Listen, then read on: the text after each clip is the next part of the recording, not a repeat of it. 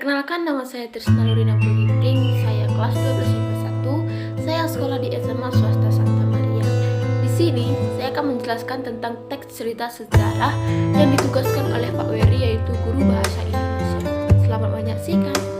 Cerita sejarah adalah teks yang menjelaskan dan menceritakan tentang fakta dan kejadian masa lalu yang menjadi latar belakang kejadian sesuatu yang mempunyai nilai sejarah. Teks cerita sejarah juga berdasarkan dengan catatan peristiwa masa lampau yang dikembangkan berdasarkan bukti yang ditemukan yang nantinya akan menjadi teks kenyataan sejarah. Cerita sejarah juga terbagi atas 3 jenis, yaitu rekon faktual informasi, rekon imajinatif, dan rekon pribadi. Di dalam teks cerita sejarah ada beberapa ciri-ciri yang tercantum dalam cerita sejarah, yaitu 1. Terdapat kronologi, yaitu sebelum, lalu, dan setelah. Yang kedua, terdapat konjungsi atau waktu seperti saat, pada, dan ketika. Yang ketiga, berisi fakta dan tercantum 5W tambah 1H atau adisiva. Perbedaan novel sejarah dan teks cerita sejarah. Novel sejarah berisi tentang tokoh fiksi atau tidak nyata, sedangkan teks sejarah tokohnya berdasarkan data dan fakta.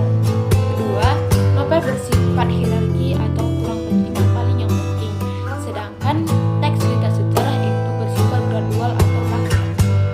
Ketiga, novel sejarah termasuk pada karya sastra, sedangkan teks cerita sejarah itu bersifat ilmiah.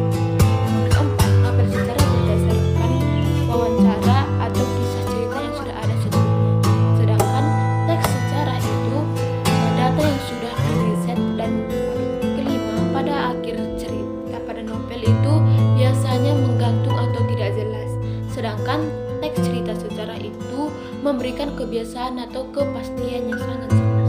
Di dalam teks cerita sejarah terdapat struktur, yaitu 1. Orientasi. Orientasi adalah bagian pengenalan pengantar sebuah cerita. Kedua itu urutan peristiwa atau urutan kejadian dari awal hingga akhir serta kronologisnya. Yang ketiga itu reorientasi atau bagian penutup atau bagian pendapat dari sebuah penulis dari cerita. Kaidah kebahasaan